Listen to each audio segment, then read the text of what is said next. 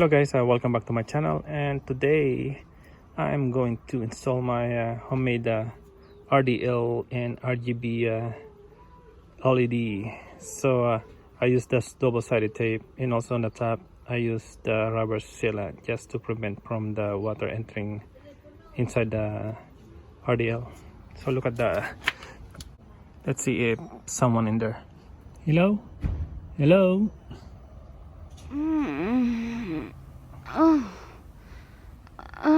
Okay. So guys, I already pulled all the wirings out.